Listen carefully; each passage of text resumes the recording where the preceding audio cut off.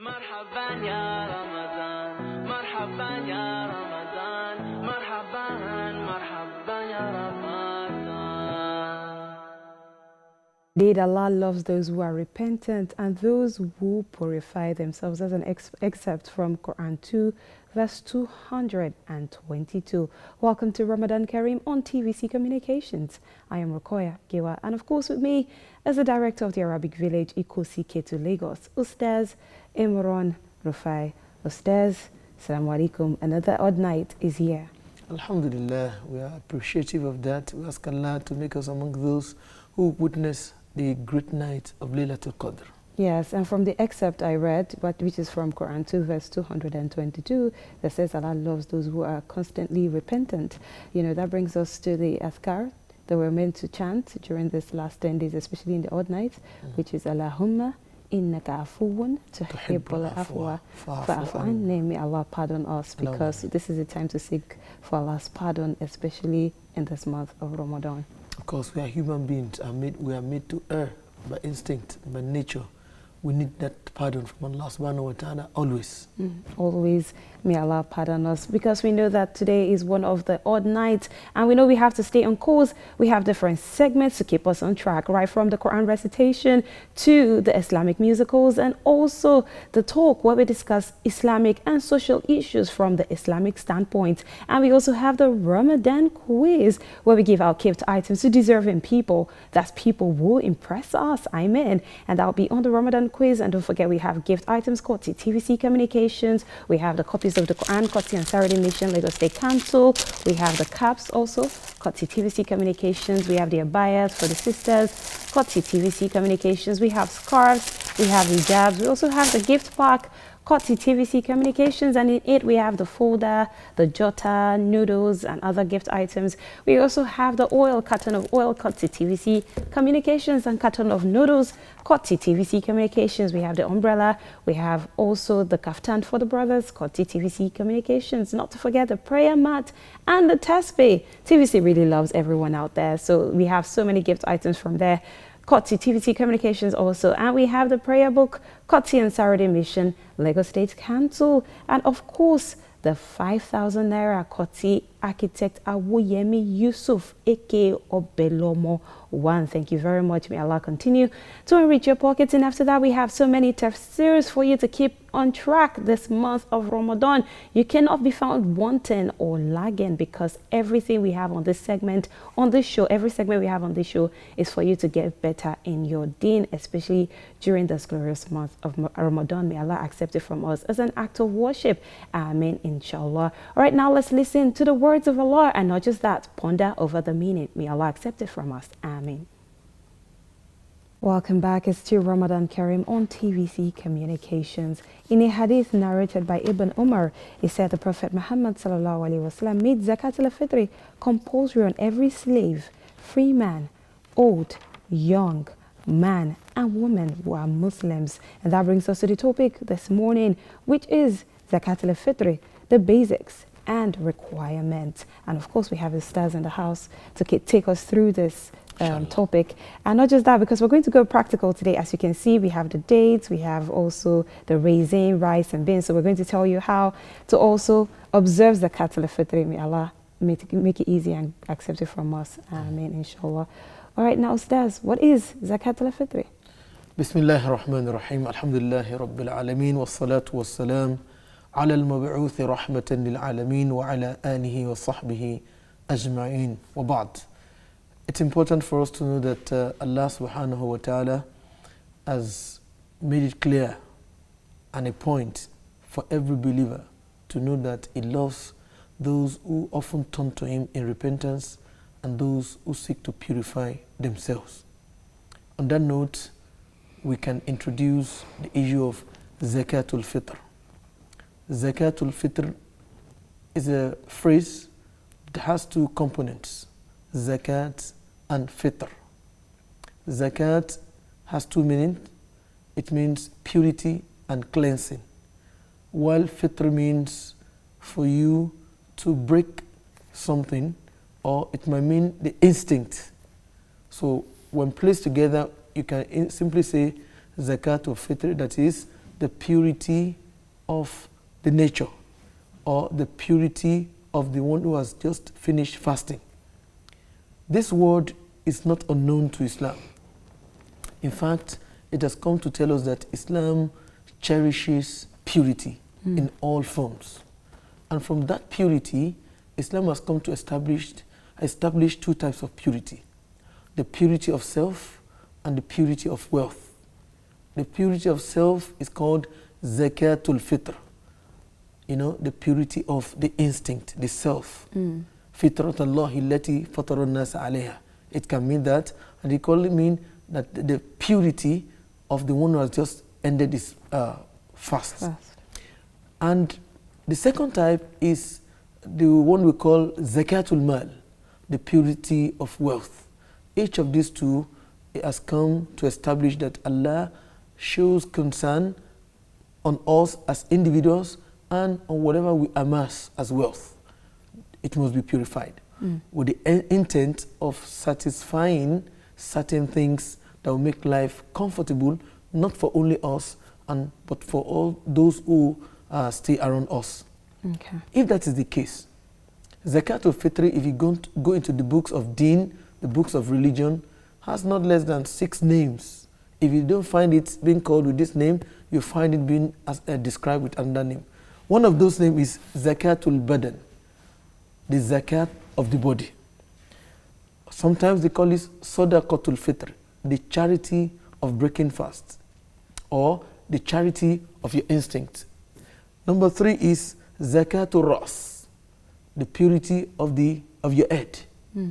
Now, then another one is Zakatul Ar-Raqbah, the purity of your neck. You purify your neck. You untie your neck with that act.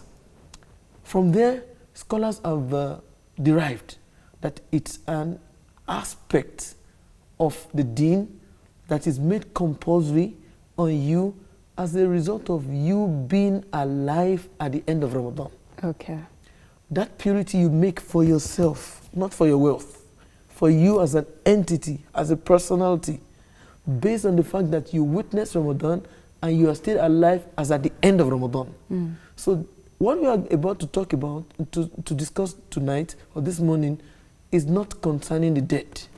It's only meant for the living, not even the fetus in the womb of the mother, not until when it comes out, according to majority of scholars. All right, now based on the question a brother asked yesterday about the difference between Zakatul Fitr and Zakat itself, how can we distinguish? From my introduction, it will be very clear a bit that Zakatul Mal and Zakatul Fitr, they are both sources of purification. One is meant for you as an individual, and the other one is meant for your wealth, what you have amassed, your money that you have in custody, that is devoid of any debt, that has stayed with you for a whole year. You take out of it and you give it out to the needy, according to the spelled out groups in the Quran.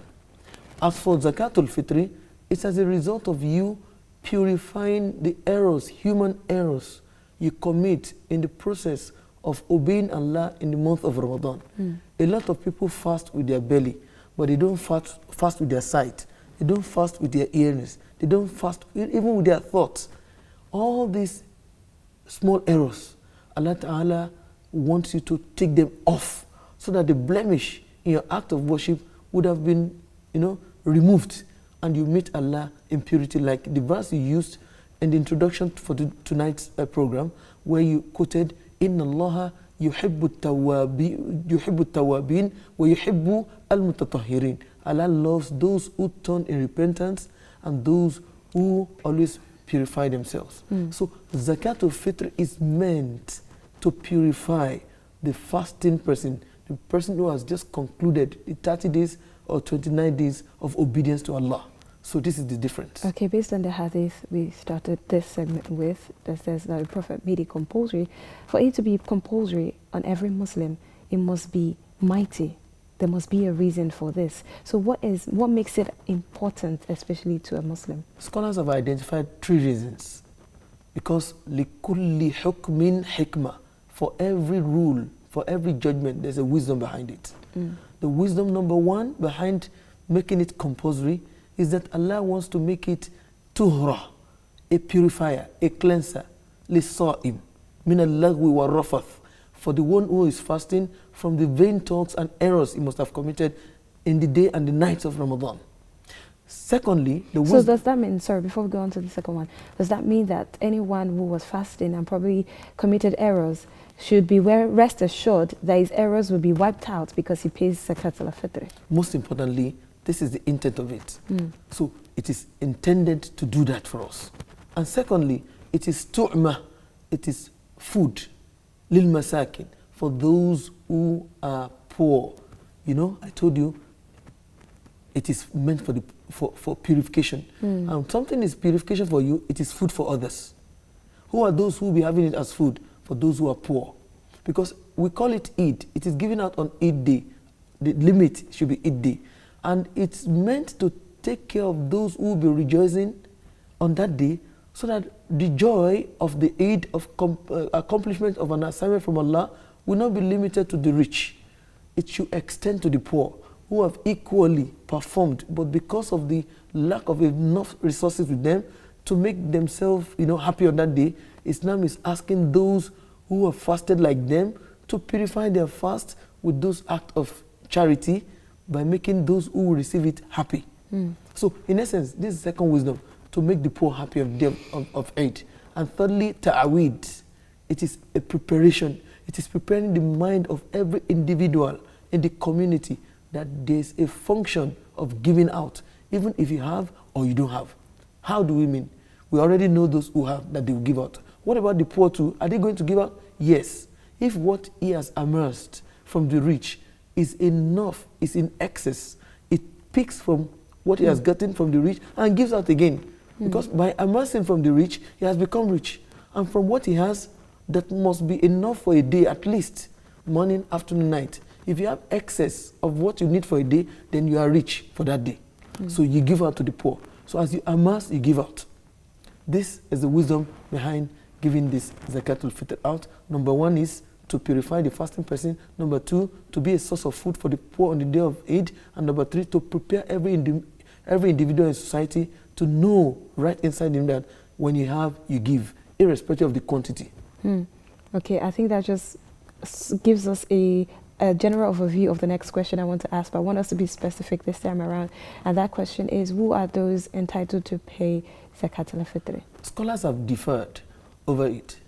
Some opine that those who are eligible to take what is real Zakatul Mal, Zakat of wealth, the first type we talked about, are equally eligible to accept the same.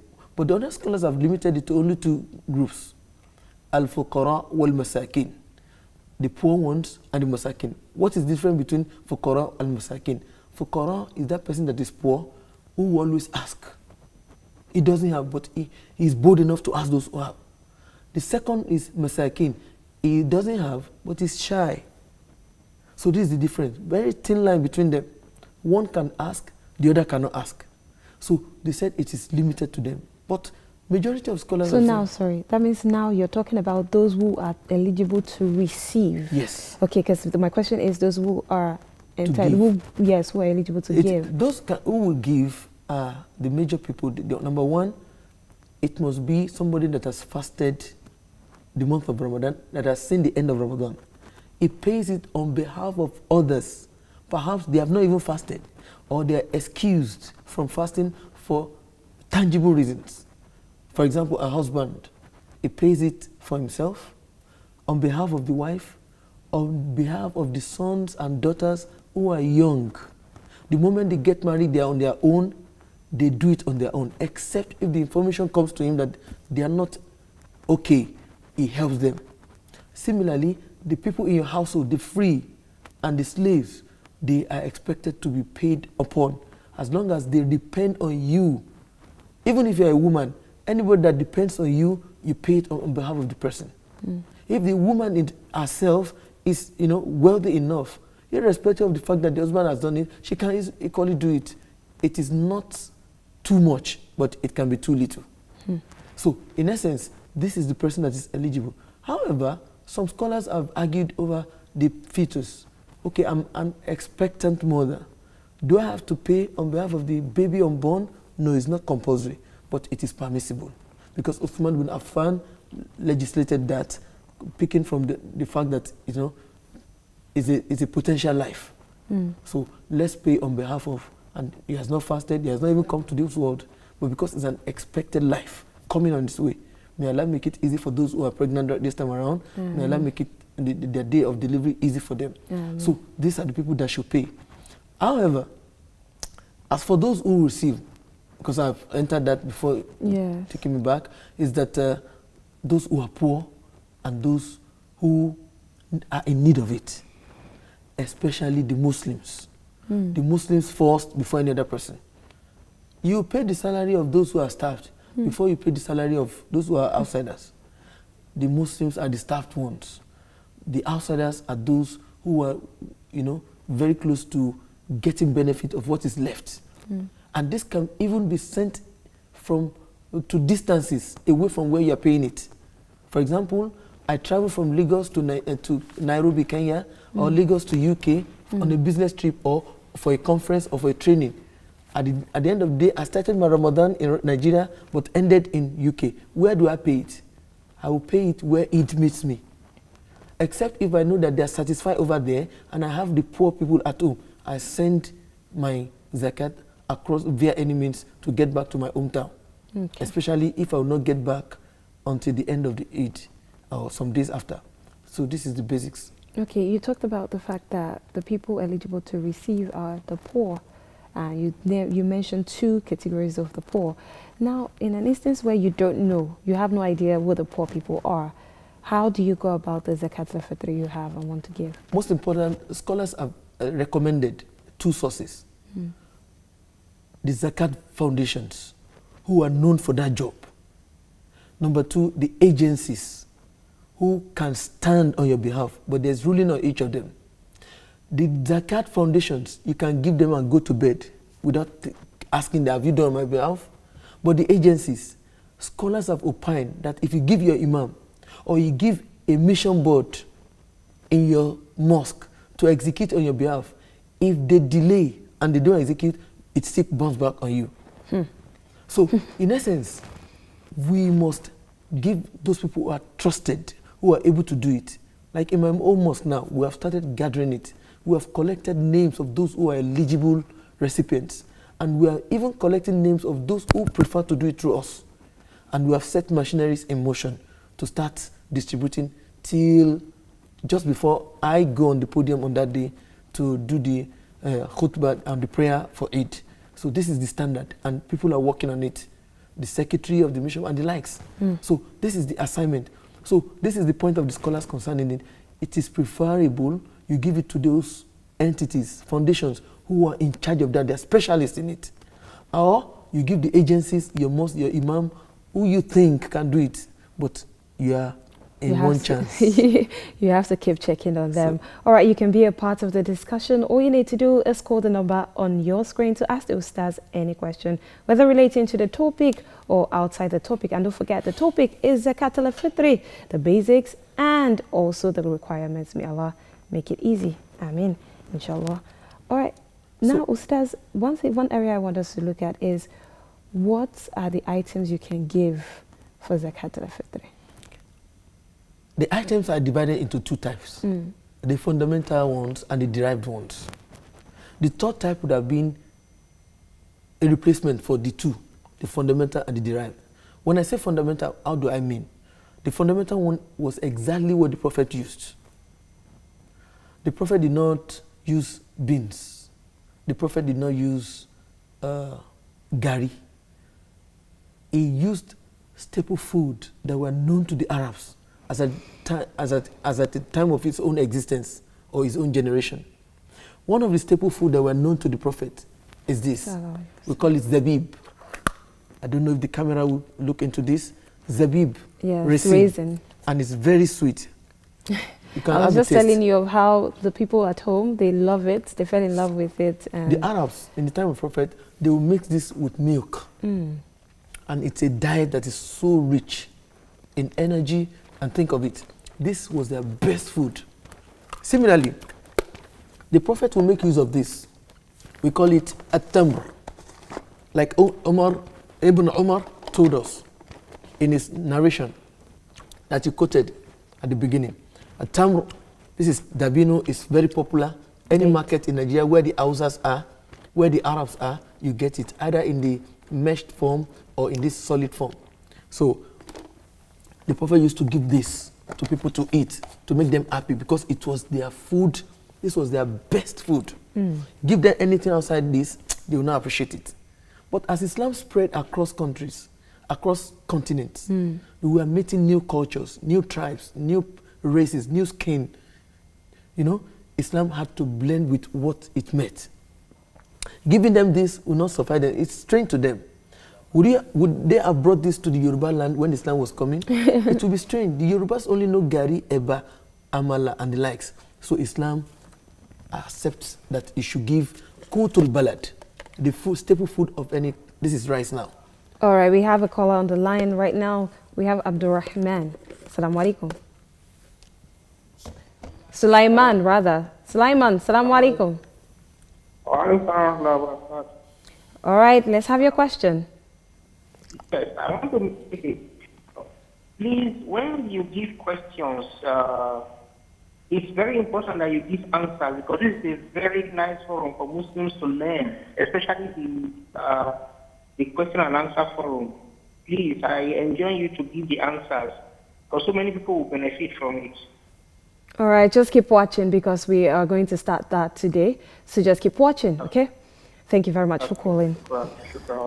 Wa alaikum It was just quick enough to. Yes, it was just quick enough. What we were planning. Well, we had do. already decided to give out some of the answers today. So if you are one of those people who have called in and did not get any answer correctly, so just keep watching, because we're going to be releasing some of those answers today, inshallah. So just like we were saying, as Islam spread across continents and towns and cities, it was meeting new cultures, civilizations. And some of these civilizations were not completely different from the Arab culture. So Islam had to agree with what it met on ground with those who have been invited to Islam, or else perhaps it would be difficult for them to maintain. So like it came to certain communities where their best staple food was beans. This is what they know how to eat, and this is what they love to eat. It was their best food. So just like in Yoruba land, the Igbo land, and the likes, their best food, beans, rice, and the likes, Islam considered it as a very good thing to give out, as long as it will make the recipient happy on the day of Eid. However, all right, Ustaz, before you go on, let's quickly take salam. Assalamu alaikum. Wa alaikum salam. All right, your question. Emma, please, a friend of mine told me that to eat. I need you to turn down the volume of your TV set. Okay. Okay, go on. I was saying, my friend told me that to eat from someone else's wife that is bad, that if they've not married themselves legally, that is not good. So I need to know maybe it's true or not. To eat from someone else's wife? Yes. Okay. Like they are not legally married, or I should just say girlfriend. Okay. All right, thank you very much for that question. Your question is gotten, but I think I will refine it. It is an annual question that people ask. Yes. But the way he has put it, we need to answer the two. If it's your friend's wife that is bringing the food, with the permission of our husband, to you, his friend, no problem. If it is a girlfriend that is bringing the food, there's an intention between the two of you. You cannot start enjoying her until she becomes legal. Okay. We call it al-istimta'. Istimta', enjoyment, is of different types. One of them is for you to get satisfaction in whatever form, especially when it involves cooking for you, helping you solve certain problems. It's not allowed until you get married. Okay, what if it is your friend's girlfriend? Your friend's girlfriend. You have nothing. You have nothing with her, except if you know there's something with you between you and her.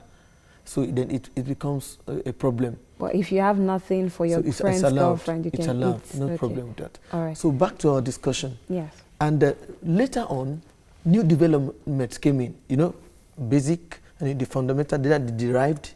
Now the third angle came in. Can we replace it with al-qima, the value of what I'm going to give? I'm going to give rice. I feel if I give rice, how will the person cook it? What time will he have to cook it? Is there another option that can provide that rice, the intention of the rice, that is to get satisfied? And perhaps what will make somebody happy on that day might be shoe. Now, the school of thought, the second school of thought says it is allowed to give money, the equivalent of what you are supposed to give out, which we are going to discuss. Okay, let's quickly take Yusuf. Salaam alaikum. Wa alaikum salam. All right, your question. Hello? Go ahead with your question. Yes, I have a question. Go on. Yusuf, I need you to turn down the volume of your TV set. Okay. My question is that I just want to ask Ustaz a question. My question is that if a woman is pregnant, what are the dua that she will be doing? Okay, thank you very much for that question. A woman is pregnant. What are the duas What are the dua she can do? There are a lot of dua you can make. You can get it in a book titled Dua ul Hamil, the prayer of the pregnant. Now, let me give you one of them. Thumma sabila yassara. This is the most popular. Yes. Thumma sabila yassara. It's a verse of the Quran, and you can, you know, chant that. There are some other chapters, verses of the Quran, in case there's difficulty, not just for any pregnant person, depending on the situation. For each situation, there are dua you make. When there's ease on the day of birth and the likes, if you cannot read, there are things you do. Maybe some subsequent occasion, we are going to delve into that, so that I will not leave our core discussion today. But you can hold on to the other one you... Thumma sabila yassara. This is the simplest one. Okay. All right, back to Now, the discussion. Based on that, they permitted giving the value of what you want to give out. The value is very important to solve that day for that person. Okay, we have Abu Bakr from Makodi. Salaam alaikum.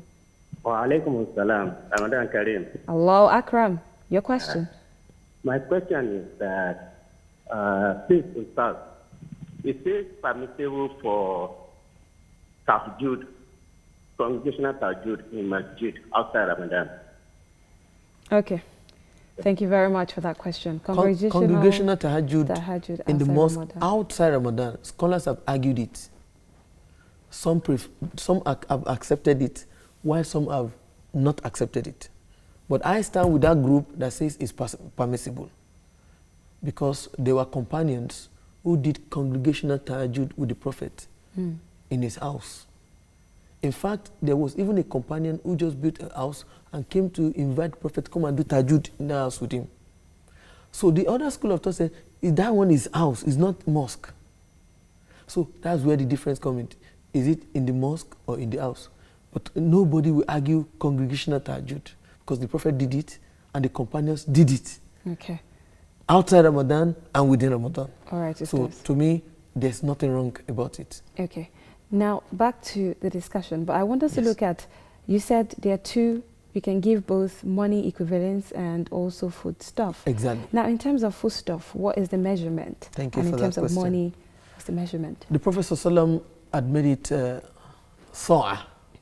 Sa'a means arba'a amdad, 4 mud. There's what we call mud. I'm sorry I forgot it. I was in a rush. I would have brought the sample of what we call mud. It's like a cup shaped. You know, they're trying to adulterate it and they're selling it now. But the standard one is the mud. And the mud is the 4, you know, the mud is 4 for one sa'a. Sa'a is the standard, and the mud, 4 of it, a cup of it in 4 places. You see, the hand placed together, you know, 4 of it is sa'a. Okay. It's a mud. So that can give you a standard hand, not too wide, not too small. You know, 1, 2. You dip your hand into that foodstuff. 1, 2, 3, 4. So that's one sa'a. Okay. So when you do that, you now count the number of people depending on you, your dependents, your mother, your father, like that. So a saw for each person. So you as the husband, one saw, that's 4 ants. Then your wife, 4 ants, making 8. Your first son, 4. On the terms of source 4 ants, some people believe that each person should do it themselves. So a child should use... No. You choose somebody from amongst you who has a standard ant. However, in a contemporary society, in Lagos State, Nigeria, we have a measurement that has been researched on by Zakat and Sadaqah Foundation, one of the leading foundations in Nigeria as at today, holding on to that responsibility. They have calculated, they have observed that tin of milk, 14 of it is for one person. 14 of it will give you a saw. So when you do 1, 2, 3, 14 for each person. When we say tin of milk, do we mean the small one? The popular small one. Okay. That's the one we are talking about. So 14 of it for a person.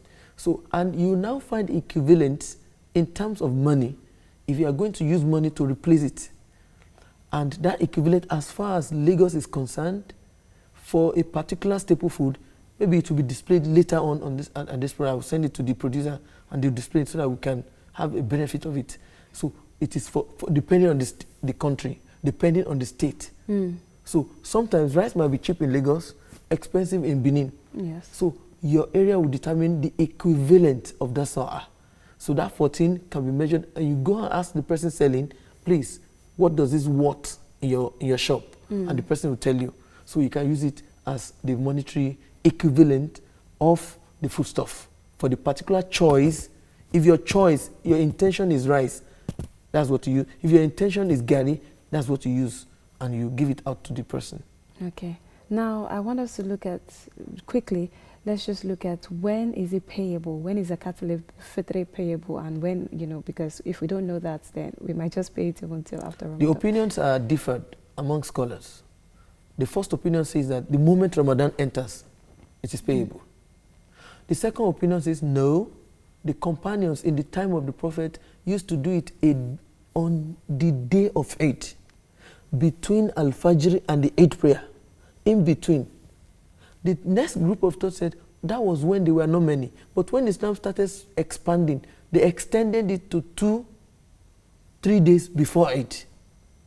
So in our own situation now, you study environment, what would be the most effective way of